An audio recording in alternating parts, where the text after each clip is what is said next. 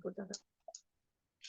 Bueno, pues estamos grabando. Gloria a Dios. Señor, te doy gracias por Conchi, por Nati, por todo el grupo que va a escuchar esto, por todas las mujeres que estamos estudiando la Biblia juntas, Señor. También te pido que el Espíritu Santo nos guíe. Pon palabras en mi boca, Señor, como haces muchas veces, porque tú sabes lo que cada uno necesitamos, Señor. Y te pido que dirijas esta enseñanza para que todas aprendamos del carácter de Cristo. Gracias, Padre, porque Jesús es nuestra principal imagen de cómo es Dios. Y queremos aprender de Él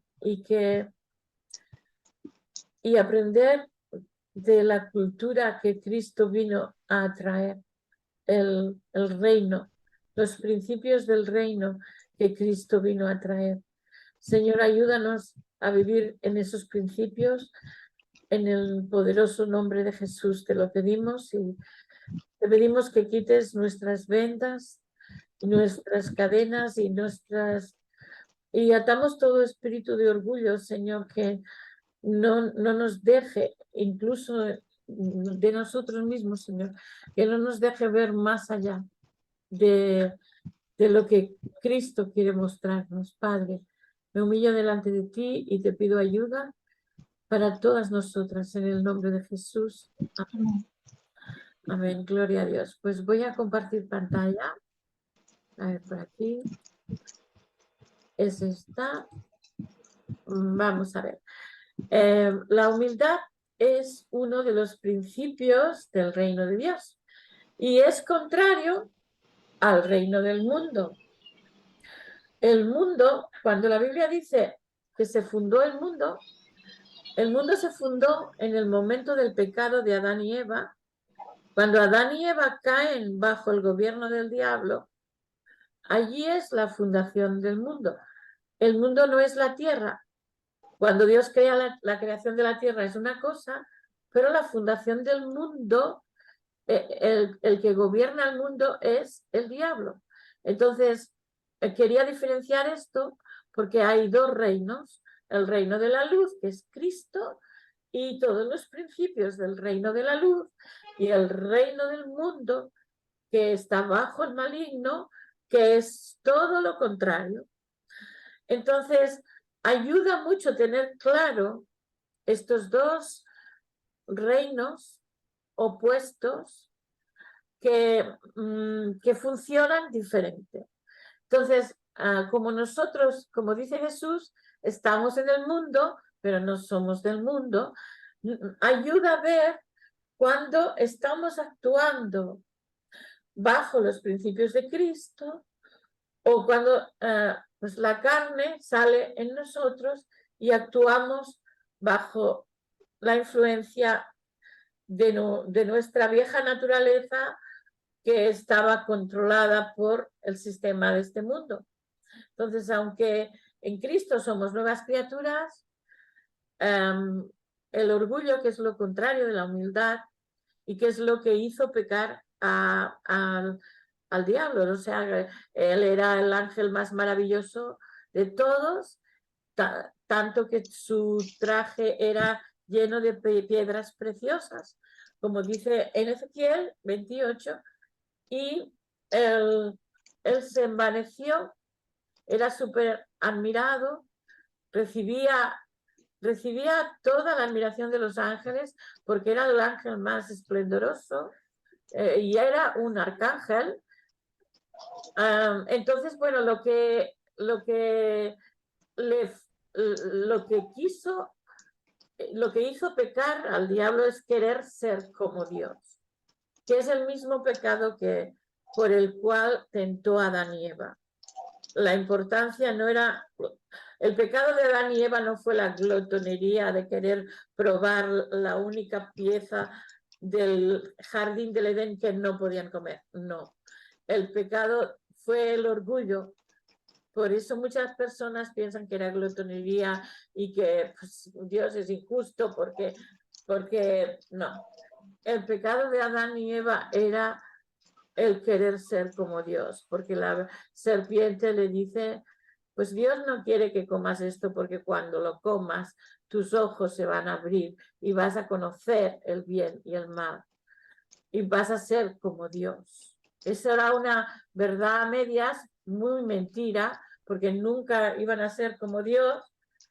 Al contrario, perdieron dignidad y perdieron la vida eterna. O sea que en vez de ser como Dios, degradaron, ¿no? Esa mentira subyugó a la humanidad entera porque subyugó a los padres de la humanidad al reino del maligno. Y ahí se funda el sistema de este mundo, es que está gobernado por las huestes de maldad. Entonces, la humildad es un principio que nos ayuda a romper, es bueno, porque nos ayuda a romper con el dominio y el sistema del mundo. Y a mí, bueno, hay una cosa que a mí me pasó que me gustaría contar, que pues tuve una vez en clase, una vez no, varios años, tuve hijos de una pareja que eran espiritistas, ¿vale? Tenían 3 hijos varones. ¿Y cuál de ellos peor de comportamiento? Imaginaros. Porque los padres no los cuidaban. Aparte de que su familia estaba bajo el maligno, pues los padres a veces tenían sesiones de espiritismo al mediodía y en vez de atender a los hijos y darles una buena comida, les daban un bocadillo, los mandaban al parque y ellos seguían haciendo sus cosas, ¿no? Entonces, esos niños eran muy, muy, muy, muy, muy difíciles de controlar en clase. Más que controlar es que no, pues no tenían ningún hábito. Bueno, y el pequeño fue, yo tuve a los 3 hermanos, y el pequeño fue pues el más difícil de todos porque pues a veces lo castigaba yo en la pared para que no se peleara o cualquier cosa, y cogía y se subía por las cañerías de la calefacción, se subía como un mono y hacía al mono, ¿no? Y claro, todos los niños le miraban a él y se reían y no podía yo dar clase. Entonces, una vez pues lo saqué 5 minutos de clase, pues como, porque no, era impotencia mía total, ya no sabía cómo, cómo parar para que me dejara hacer clase, ¿no? Y el padre vino muy agresivo, vino tan agresivo que el Espíritu Santo me habló, cuidado, está dispuesto a pegarte. Entonces yo le dije, mire, entonces me vino el versículo, la blanda respuesta quita la ira. Entonces le hablé, bajé mucho el tono, me humillé, no reaccioné en el orgullo porque él me estaba faltando el respeto. Entonces no le hablé con lo que merecía, sino que me humillé y le dije, bueno, yo he hecho esto porque no sabía, explíqueme usted cómo puedo dar clase con su hijo agarrándose en las cañerías y haciendo el mono para hacer reír a todo el mundo. Es que no sé cómo hacerlo. Y por eso lo saqué un momento para ver si podía dar clase, ¿no? Hablé así, humillándome, como que él me contara cómo podía yo dar clase con un niño haciendo eso, ¿no? Y cambió la atmósfera total.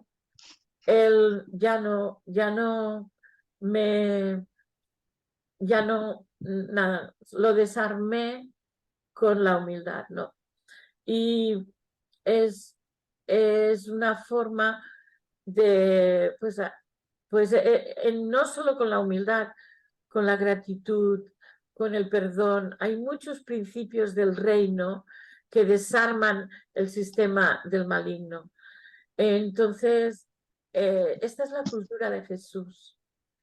Jesús nos ha dado otros principios para los que vivir y solo tenemos que leer el Sermón del Monte y nos damos cuenta que las cosas han cambiado, que ahora Jesús viene no a darnos la ley del Antiguo Testamento, sino a superarla, no solo ojo por ojo y diente por diente, sino que ahora no, ahora perdona a tus enemigos y ora por ellos. O sea, como que Jesús sube todo a un nivel mucho más alto, ¿no? Entonces, vamos a estudiar un poco pues lo que es la palabra humildad y lo que quiere decir, ¿no?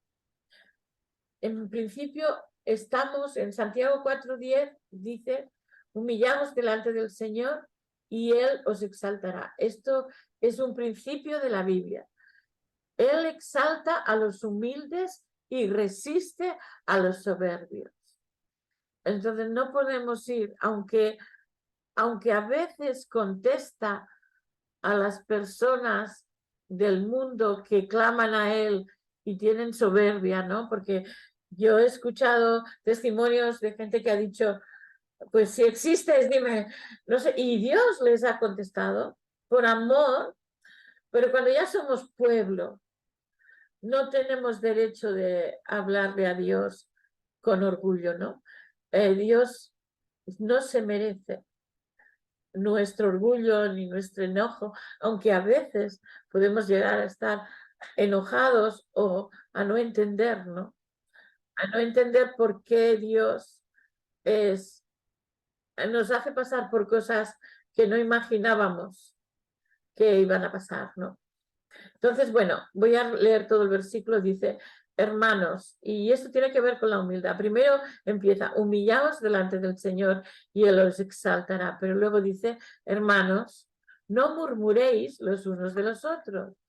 ¿Qué tiene que ver esto con la humildad? Pues sí, cuando murmuramos es porque nos creemos superiores a la otra persona o nos creemos con el derecho de juzgarla, ¿no?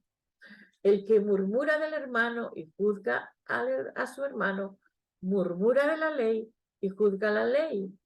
Pero si tú juzgas a la ley, no eres hacedor de la ley, sino juez. Uno solo es el dador de la ley, que puede salvar y perder, pero tú quién eres para que juzgues a otros, ¿no? Entonces, aquí está diciendo que cuando nos atrevemos a juzgar a la ley, de alguna forma estamos juzgando al dador de la ley, que es Dios, ¿no? Y estamos poniéndonos por encima. Y así nunca va a funcionar la palabra de Dios si vamos con orgullo o si estamos heridos porque la gente no nos respeta y queremos dignidad, queremos que nos honren. No, no funciona así. No funciona exigiendo como piensa el mundo, no funciona con orgullo, como que yo soy. Ahora, por ejemplo, todo el coaching no cristiano lo que hace es armar el yo, armar un yo muy potente, lo que llaman ellos empoderar, pero no es empoderar en Dios, sino empoderarse ellos mismos, porque yo lo soy, porque yo lo merezco, porque, ¿me entendéis?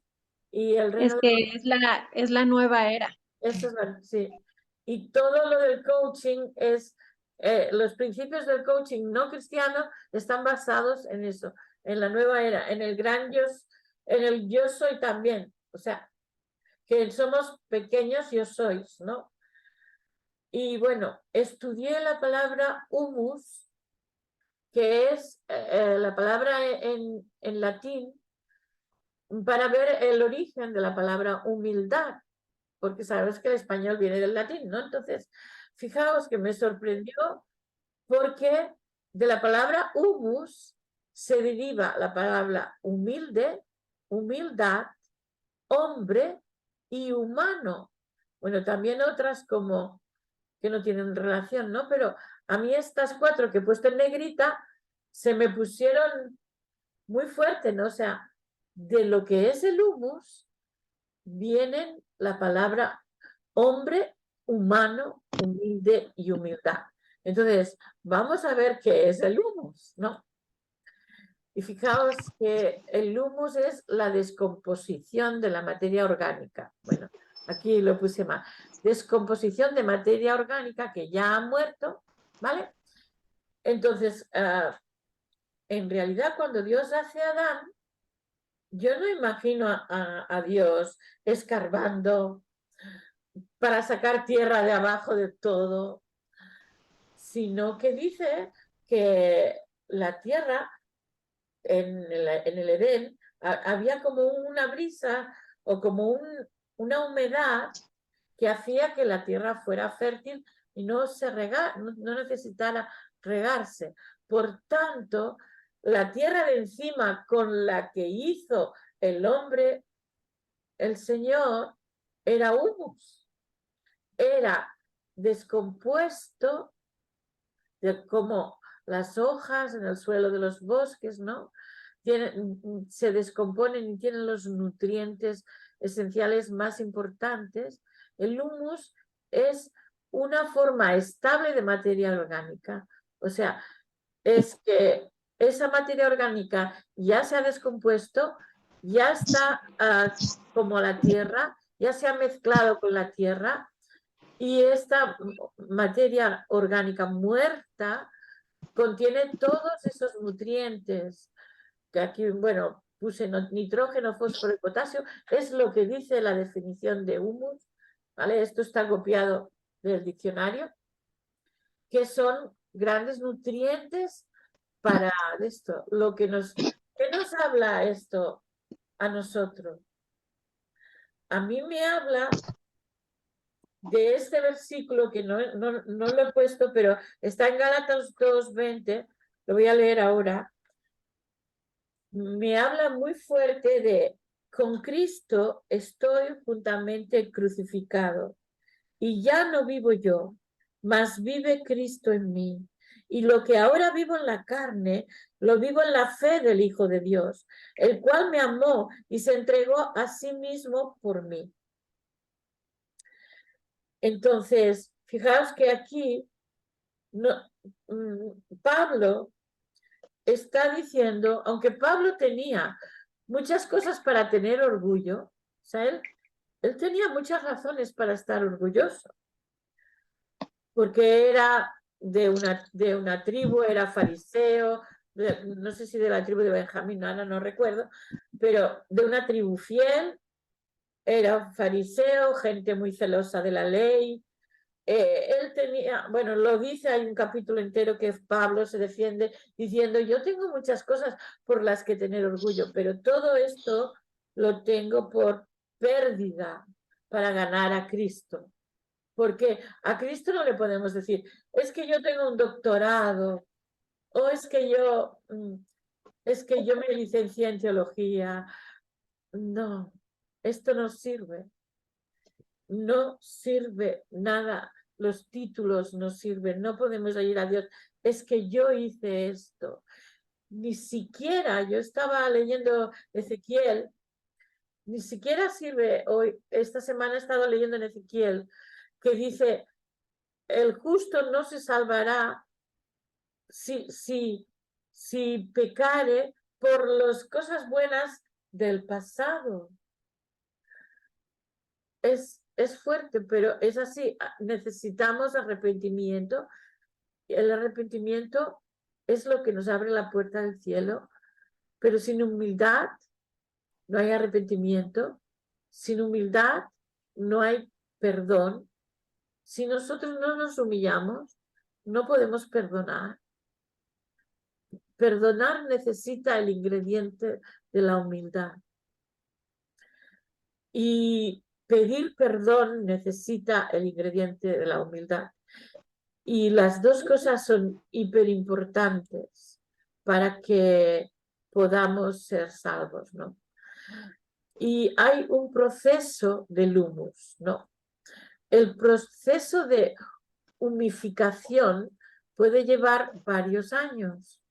No es lo mismo, por ejemplo, en un huerto, ¿no? Pues hacemos compost. ¿Sabéis lo que es el compost, no? sea que tú, por ejemplo, nosotros teníamos una casita con jardín hace muchos años, la que vendimos para venir a Andalucía, y teníamos compost. Y, por ejemplo, allí poníamos la sandía, los trozos de sandía, pues también la piel del tomate, la piel de la cebolla, y todo eso lo teníamos ahí porque teníamos tortugas de tierra y también para sembrar, ¿no? Para abonar el jardín. Lo teníamos en un rincón. Y no es lo mismo lo que va a tardar una cáscara de sandía que lo que puede tardar una piel de cebolla en morir y descomponerse, ¿no? O sea, hay un proceso. Cuanto más grande es el orgullo, más el proceso es de humillación al que nos puede poner el Señor es más grande. Entonces, esto es un proceso como el de el moldeaje, cuando decimos que el Señor es el alfarero, ¿no? Él cuando hace el alfarero cuando hace una jarra o lo que sea, una vasija, y no le sale bien, esa vasija la destroza y la vuelve a hacer. Y el Señor hace eso con nosotros, ¿no? Porque a veces, pues, puede ser el orgullo, puede ser la impaciencia, puede ser la ira, puede ser muchas cosas, pero el orgullo es padre de muchos pecados, porque incluso la ira y la impaciencia pueden ser porque hay orgullo en nuestra vida, ¿no? Entonces, Dios da gracia a los humildes. Entonces, dice en 1 de Pedro 5, 5, 6, asimismo vosotros, los más jóvenes, estad sujetos a los mayores. Sabemos que los adolescentes, pues como que les cuesta mucho esto. ¿Por qué? Porque ellos están viviendo el proceso de ya no soy un bebé, un niño pequeño al que mamá y papá pueden decir todo, que yo quiero ser yo. Están en un proceso psicológico de formación de la personalidad y están en un proceso de rebelión, que lo que quieren es al revés, ¿no? Entonces, pero el consejo de Pedro aquí es: estad sujetos a los mayores y revestidos de humildad todos, porque claro, ahora hablando de los padres, y aquí quiero subrayar que tanto para el matrimonio como para ser padre se necesita humildad, porque si tratamos con soberbia a nuestros hijos, vamos a producir más rebelión, y si los tratamos con humildad, vamos a producir humildad. O sea, nosotros sembramos el ejemplo y de ese ejemplo que sembramos vamos a cosechar. Por eso dice aquí, revestíos de humildad. No solo una vez, o sea, revestíos es una capa, otra capa y otra capa, ¿no? En vuestro trato mutuo, porque Dios resiste a los soberbios y da gracia a los humildes. Humillaos, pues, bajo la poderosa mano de Dios, para que Él os exalte a su debido tiempo, echando toda vuestra ansiedad sobre Él, porque Él tiene cuidado de vosotros, ¿no? La ansiedad puede ser también porque me respeten, la ansiedad puede ser porque has sufrido una injusticia y por querer defenderte. Pues esto el Señor dice, échalo sobre mí, échalo en la cruz. Todo esto que crees que mereces, échalo en la cruz, yo te lo daré a su debido tiempo. Aunque a veces el tiempo de Dios no es nuestro concepto de tiempo, ¿no? Pero es así. Jesús repitió también en los evangelios este principio, ¿no? En Mateo 23:12 dice, cualquiera que se ensalce será humillado y cualquiera que se humille será ensalzado. Y en Lucas, porque todo el que se ensalce será humillado y el que se humille será ensalzado. También en Proverbios dice, después del orgullo viene la caída. Entonces, y este es el ejemplo de Lucas 18, que seguro que conocéis, que es cuando un hombre llega a la sinagoga, está orando, o en el templo, están orando dos, uno es un fariseo y dice, gracias Señor, porque yo soy fariseo, porque ayuno 2 veces a la semana, porque diezmo todo, porque no soy como ese publicano pecador. Y el publicano desde la última fila está humillado, quebrantado por su pecado, humillándose y diciendo, perdóname Señor, sé propicio a mí, pobre pecador. Y Jesús dijo a todos, os digo que el publicano descendió a su casa justificado, pero el otro no, porque el otro se justificó en sus normas religiosas. Pero Cristo no ha venido a darnos normas religiosas. Cristo vino a tratar con nuestro corazón. Porque fijaos que los 3 principales mandamientos, amar a Dios sobre todas las cosas, amar al prójimo como a ti mismo y hacer a los demás, amar a los demás como Cristo los amó, estos 3 mandamientos que subrayó Jesucristo, es todos necesitan la humildad. Porque si amamos nuestro ego o nuestra felicidad antes que la felicidad de Dios, ¿sí? Antes que lo que Él merece, la honra que se merece, todo lo que Él merece, ¿no? Entonces, no vemos las cosas desde la perspectiva del cielo. Y es un poco lo que viene a ser esto. Necesitamos que caigan nuestras vendas para ver las cosas desde la perspectiva del cielo. Y la humildad nos ayuda a ver las cosas desde la perspectiva del cielo y reconocer que el cielo, los valores del cielo, que Dios es 3 veces santo, que Dios es justo de verdad, que Dios es bueno de verdad. O sea, todas las cualidades de Dios, los atributos de Dios son maravillosos, ¿no? Entonces, mirad, hay 2 ejemplos que he subrayado aquí de humillación. Uno es el del rey Josías. A lo mejor sabéis esta historia. El rey Josías, cuando encuentran la ley, porque él restaura el templo, porque el templo estaba en muy mal estado, entonces él manda albañiles, manda a la gente que haga ofrendas para pagar a los albañiles, y entonces encuentran el libro de la ley entre toda la basura del templo. Los 2 reyes anteriores habían sido malos, no, los siguientes, muy malos. Manasés y Amón fueron el abuelo y el padre de Josías, fueron muy malos.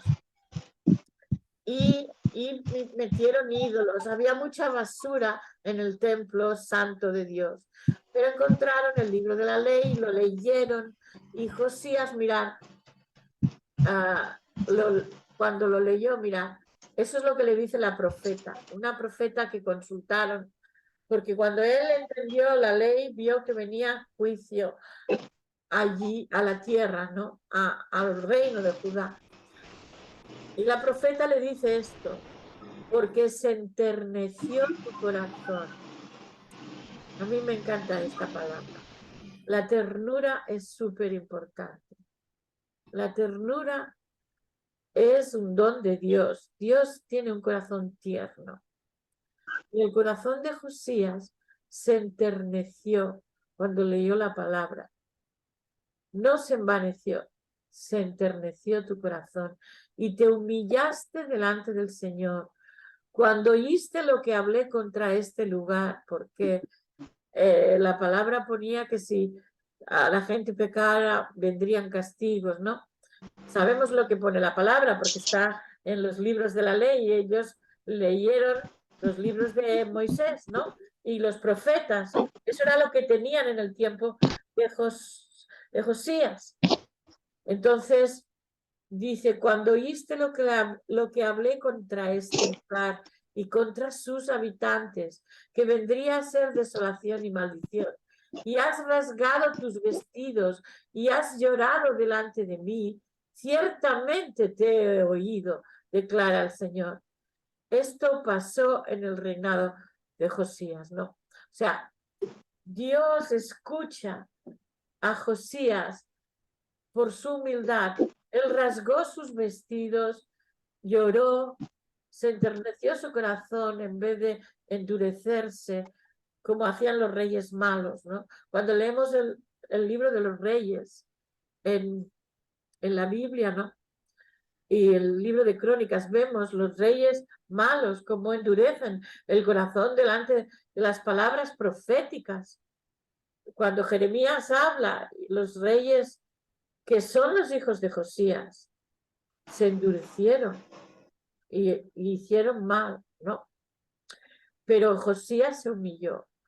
Y aquí está otra humillación de otro rey, que era además un rey muy orgulloso. No es el mismo caso que Josías. Roboam es el hijo de Salomón. Era un rey súper orgulloso, porque como venía de un gran rey, pensaba que él también era grande, y hizo cosas que estaban muy mal, como aumentar la gente le fue a pedir misericordia a Roboam. Le dijeron, bájanos los impuestos, porque estamos demasiado cargados con los impuestos de tu padre.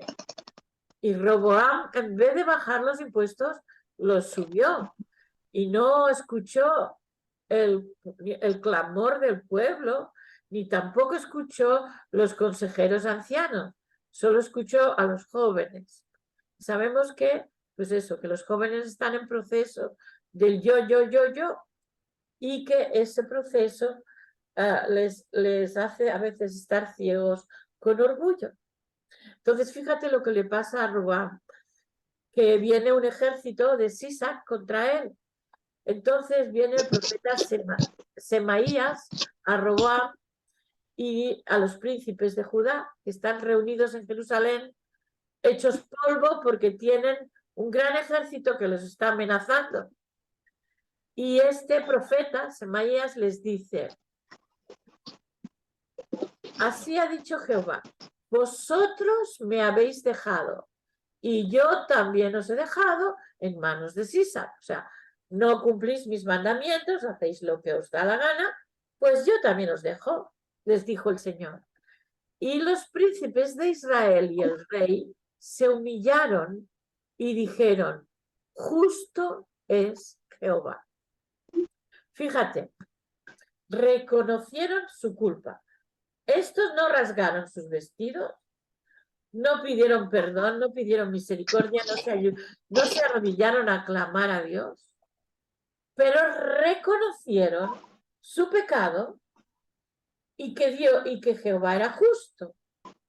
Y solo fíjate qué bueno es Dios, porque aún con un rey que era muy orgulloso, pero que se humilla y se da cuenta de su propio pecado, y sus príncipes igual, los príncipes y el rey se humillaron solo diciendo, justo es Jehová. Y cuando Jehová vio que se habían humillado, vino palabra de Jehová a Semaías otra vez diciendo, se han humillado, no los destruiré, antes los salvaré en breve y no se derramará mi ira contra Jerusalén por mano de Sisac. Fíjate qué bonito que aún solo reconociendo tu pecado y la justicia de Dios, eso ya es humildad. Humildad no es andar mendigando. Humildad no es ser pobre. A veces se ha pensado que ser rico es un pecado. No, el amor a la riqueza es el pecado. La humildad es saber tú quién eres, saber dónde fallas y reconocerlo y ser honesto. Esto es humildad, ¿no? Entonces me encanta porque este texto pues refleja que ser quien eres y reconocer tus debilidades es ser humilde. Y es una importante apreciación, ¿no? Porque en el ejemplo anterior vemos un ejemplo muy exagerado de humillación, como un rey rompe sus vestidos, se postra, clama, se humilla, llora, clama por su pueblo. Estos no lo hacen, pero fíjate qué bueno es Dios, que aunque no hagan todo esto, les tiene por humillación solo reconocer cuál es su fallo y que Él es justo. Y me pareció extraordinaria cualidad de Dios esta apreciación, ¿no? ¿Y cuáles son las bendiciones de la humillación? Y este es el versículo clave, ¿no? Felipe y yo hemos estado clamando y otras iglesias, la iglesia de mi hija también, y no sé si la iglesia de Conchi, no lo sé, ya me lo confirmáis si hay otras iglesias, pero España estaba viviendo una sequía tremenda y no había llovido casi nada en primavera y empezó a llover muchísimo en julio, pero en mayo la iglesia de mi hija se puso a ayunar para la sequía. Y nosotros no lo sabíamos, pero nosotros no nos pusimos a ayunar, pero sí a clamar. Y a clamar este versículo que es súper importante, ¿no? Segunda de Crónicas 7:14. Si se humillare mi pueblo, sobre el cual mi nombre es invocado, y oraren, y buscaren mi rostro, y se convirtieren de sus malos caminos, entonces yo oiré y perdonaré sus pecados, oiré desde los cielos, perdonaré sus pecados y sanaré su tierra. Es la sequía, es culpa del orgullo. Si el pueblo de Dios es culpa de los pecados de la nación, y son muchos, los abortos son pecados de la nación. Hacer una ley transexual es pecado de la nación. La corrupción es pecado de la nación. El narcotráfico es pecado de la nación. Y esto lo estoy diciendo por España, ¿no? En España este año se ha aprobado la ley sobre la ley de la transexualidad. Y han sido, para vergüenza mía lo digo, promotores en Europa de esta ley. Nuestra ministra de Asuntos de Igualdad, cuando la transexualidad no tiene nada de igualdad para la mujer, no defiende, al contrario, la transexualidad hace que un hombre trans, que es mujer, pueda competir con mujeres y ganar una carrera. Eso no tiene nada que ver con la igualdad. Y sabemos que hay mucha gente que se arrepiente de ser trans y luego ya está mutilada. Y no puede ser otra vez lo que Dios creó que él fuera. Que muchos de estos problemas son problemas que no ha superado la persona. Y en España la ley trans ha puesto una multa a la gente que quiere ayudar, a la gente que está perdida en su identidad sexual y que pidan ayuda. Ya no se puede ayudar a esa gente porque cualquier terapeuta, psiquiatra, psicólogo, coach o lo que sea que quiera ayudar o pastor que quiere ayudar a estas personas puede ser denunciado y hay una multa. Antes eran de 40.000 euros, ahora he escuchado, no sé, no lo puedo verificar si es verdad, pero he escuchado que era de 140.000 euros.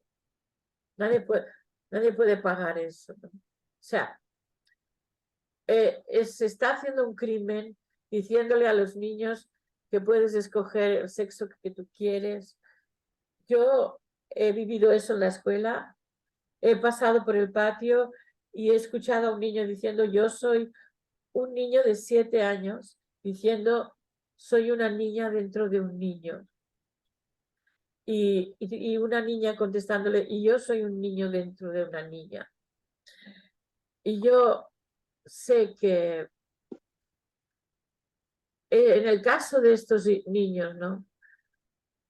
A mí no se me ocurrió nunca. Yo también me sentía una niña un poco marimacho cuando era pequeña, en el sentido de que no me gustaba cómo se menospreciaba a la mujer.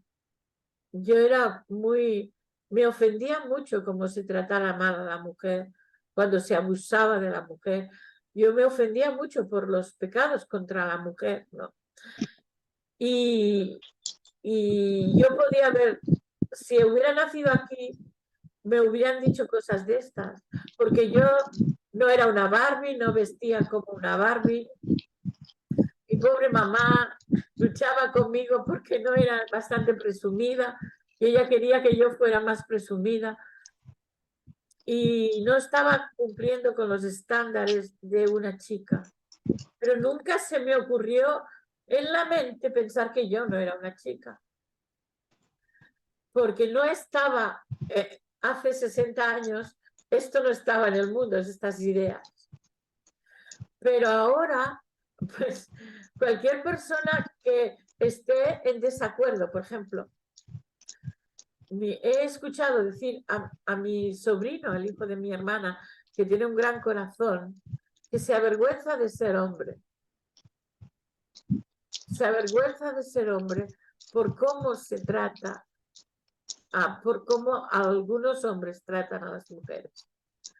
Yo amo a ese chico, tiene un hermoso corazón, pero no tiene que avergonzarse de ser hombre, al contrario, hay una dignidad, Dios ha creado al hombre. Y aquí voy a hacer el paréntesis, Nati, no sé si te ha llegado, pero lo digo en general, voy a denunciar la película de la Barbie, porque tiene un feminismo que no es un feminismo, se llama embrismo.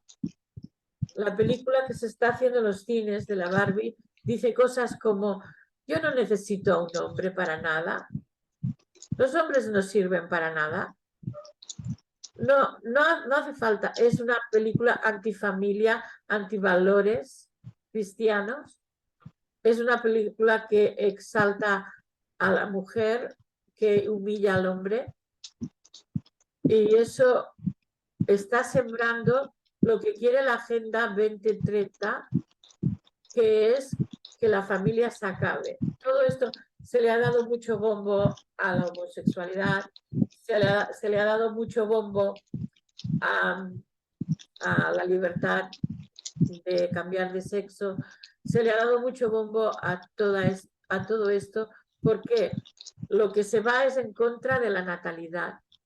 La gente, las grandes riquezas tienen miedo a la pobreza y lo que quieren es que la gente no se multiplique y pues eso, con el aborto pues hay menos natalidad, pues con el homosexualismo hay menos natalidad y así hacemos una humanidad que menos gente nace y menos gente necesita comer y menos tienen ellos que luchar cuando la gente que tiene mucho dinero tiene el deber de luchar no solo para crear riqueza para ellos, sino para ayudar a que otros sobrevivan, porque en el mundo hay riqueza suficiente como para que nadie pase necesidad.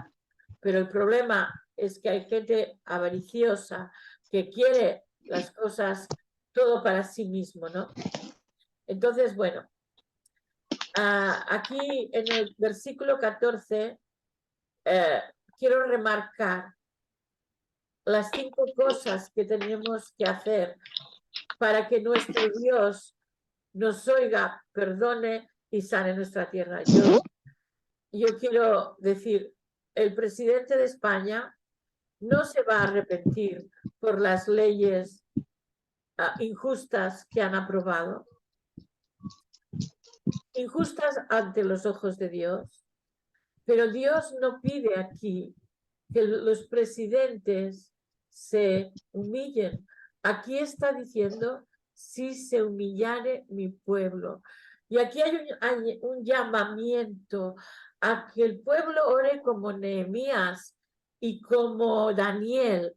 Hay 2 oraciones de la Biblia, la de Nehemías capítulo 1 y la de Daniel capítulo 9, que os recomiendo que las leáis porque son espectacularmente humillándose Nehemías y haciéndose parte del pecado cuando él no era el que tenía el pecado. Pero Dios quiere que clamemos así como pueblo para que nuestra tierra se sane. Entonces, tenemos que pedir perdón.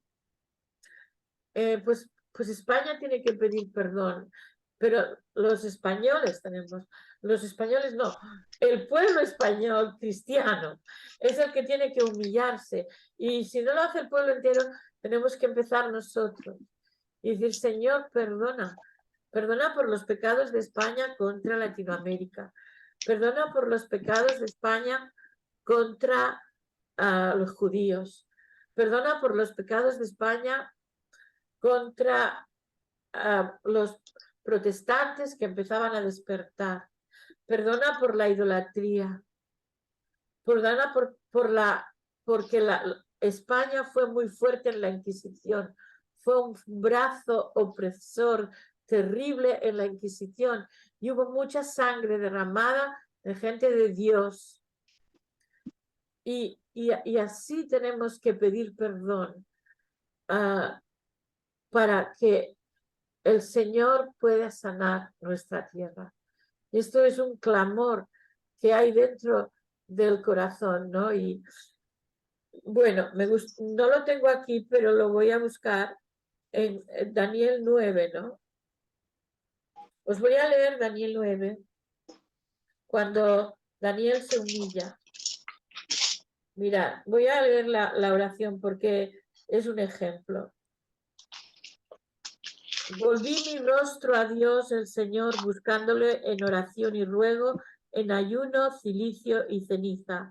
Y oré a Jehová mi Dios, e hice confesión diciendo, ahora, Señor, Dios grande, digno de ser temido, que guardas el pacto y la misericordia con los que te aman y guardan tus mandamientos. Hemos pecado, hemos cometido iniquidad, hemos hecho impíamente, hemos sido rebeldes, nos hemos apartado de tus mandamientos y de tus ordenanzas. Este era el pecado del pueblo judío. Pero él lo toma, él no pecó eso. ¿Sabes que Daniel es un hombre muy santo? Incluso hay una declaración en la Biblia que ahora no sé dónde está, pero que dice que es uno de los grandes santos, que habla de Daniel, Job y no sé qué más, como personas muy santas, ejemplos de santidad. Pero él toma el pecado de su pueblo y se humilla por su pueblo. Y hace este principio que estamos aquí en Segunda de Crónicas 7:14, él se lo aplica. Y dice, no hemos obedecido a tus siervos los profetas. En tu nombre hablaron a nuestros reyes, a nuestros príncipes, a nuestros padres y a todo el pueblo de la tierra. Tuya es, Señor, la justicia y nuestra la confusión de rostro. Lo que está pasando en España, Tuya, Señor, la justicia y nuestra la confusión de rostro. Acabamos de hacer votaciones y está todo hecho un desastre. Por favor, Señor, ten misericordia de España. Es para leerla toda, no la voy a leer toda porque ahora viene lo de la humillación de Cristo, ¿no? Mirad, en Filipenses capítulo 2, voy a leerlo desde antes, creo que este es Filipenses. Voy a buscarlo, ¿vale? Primero en la Biblia porque creo que aquí... Bueno, vamos a leer esto. Por tanto, si sentís algún estímulo en vuestra unión con Cristo, algún consuelo de amor, algún compañerismo en el espíritu, algún afecto entrañable, llenadme de alegría teniendo un mismo parecer, un mismo amor, unidos en alma y pensamiento. Mirad, el único pecado que nos separa de ser uno en Cristo es el orgullo. Porque yo tengo esta teología, me separo de otra iglesia que tiene otra teología. Eso es el Señor Cristo en Juan, en el Evangelio de Juan, capítulo 17, ora antes de morir que seamos uno. Y aquí Pablo clama que seamos uno. Y no podemos ser uno si no somos humildes. No hagáis nada por egoísmo o vanidad, más bien con humildad. Considerad a los demás como superiores a vosotros mismos. Cada uno debe velar no solo por sus propios intereses, sino por los intereses de los demás. Vuestra actitud debe ser como la de Cristo Jesús, que siendo por naturaleza Dios, no consideró el ser igual a Dios como cosa a que aferrarse. Por el contrario, se rebajó voluntariamente tomando la naturaleza de Cristo, de siervo, y haciéndose semejante a los seres humanos. Y al manifestarse como hombre, se humilló a sí mismo y se hizo obediente hasta la muerte y muerte de cruz. Por eso Dios lo exaltó hasta lo sumo. O sea, aquí está hablando otra vez del mismo principio. Cristo se humilló al máximo y Dios lo exaltó hasta lo sumo, ¿no?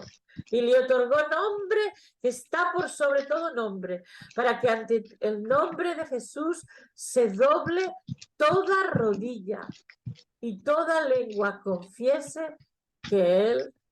Ahora aquí es donde tengo que buscar Filipenses porque no puse todo el texto. Para que en el nombre de Jesús se doble toda rodilla que está en los cielos, en la tierra y debajo de la tierra. Y toda lengua confiese que Jesucristo es el Señor para gloria de Dios Padre. Esta es la humillación de Cristo, ¿no? Y bueno, después de esto yo quería poner un vídeo de la Pasión cuando lee Isaías 53. Pero voy a solo leer el capítulo de Isaías 53 que habla de la humillación de Cristo también. Ahora imaginaros, solamente nosotras que somos mamás, imaginaros lo que es dar a luz en un establo que no fue limpiado como una sala de parto. Ya solo la forma de nacer de Cristo es súper humillante. Dios podía haber hecho que naciera por lo menos en una casa limpia, pero se humilló hasta el máximo desde el nacimiento Y la muerte suya ya fue lo más humillante, porque en las películas los vemos tapados, pero eran desnudos, expuestos totalmente, humillados, escupidos, rebajados totalmente, ¿no? Y bueno, aquí solo quería decir que Cristo redimió la tierra también con la corona de espinas. La corona de espinas habla de el pecado de Adán. Cuando Dios castiga a Adán, le dice, la tierra te producirá espinos. Cristo cargó los espinos que sufrían los Adanes y Evas y lo que sufrimos todavía para sustentarnos, ¿no? Cristo pagó también por eso. Redimió la tierra de esas cosas. Y podemos orar. Gracias, Señor, porque tú redimiste mi economía. Porque el castigo de Adán era, con dolor vas a tener el fruto, ¿no? Y la mujer, con dolor vas a tener hijos. Pero Cristo se humilló para darnos a nosotros algo mejor. Entonces, bueno, quiero orar para terminar y pondré la película pero sin grabar, ¿vale? Si queréis verla. Y si no, la compartiré para quien quiera ver. No es toda la pasión. Bueno, leo esto, perdón, se me ha olvidado. Leo un trocito de Isaías 53. Despreciado y desechado entre los hombres, varón de dolores, experimentado en quebranto, como que escondimos de él el rostro, fue menospreciado y no lo estimamos. Ciertamente llevó nuestras enfermedades, sufrió nuestros dolores, y nosotros lo tuvimos por azotado, por herido de Dios y por abatido. Y aquí quiero hacer un paréntesis. Yo he puesto la película de Jesús del Evangelio de Lucas, no la de la Pasión, a los niños con la maestra de católica, y ella decía, pobrecito Jesús, que estos hombres malos, los judíos y los romanos, se ha estigmatizado a los judíos porque fueron los que mataron a Cristo, y se culpa a los romanos cuando Cristo murió por culpa nuestra. Y yo me acuerdo que el día que ella dijo esto a toda la clase, yo dije, no, Cristo murió por mis mentiras, Cristo murió por mis enemistades, Cristo murió por mi falta de perdón, Cristo murió por mis peleas, Cristo murió por mis palabrotas, Cristo murió por cada pecado mío y tuyo para redimirnos, ¿no? Entonces, Él herido por nuestras rebeliones, molido por nuestros pecados, el castigo de nuestra paz fue sobre Él, y por su llaga fuimos nosotros curados. Todos nosotros nos descarriamos como ovejas, cada cual se apartó por su camino, mas Jehová cargó en Él el pecado de todos nosotros. Angustiado Él y afligido, no abrió su boca, y como cordero fue llevado al matadero, como oveja delante como cordero, perdón, fue llevado al matadero y como oveja delante de sus trasquiladores, enmudeció, no abrió su boca. Por cárcel y por juicio fue quitado, y su generación, ¿quién la contará? Porque fue cortado de la tierra de los vivientes, y por la rebelión de mi pueblo fue herido. Se dispuso con los impíos su sepultura, mas con los ricos fue su muerte. Con todo eso Jehová quiso quebrantarlo, sujetándole a padecimiento. Cuando haya puesto su vida en expiación por el pecado, verá linaje. Y el linaje somos tú y yo.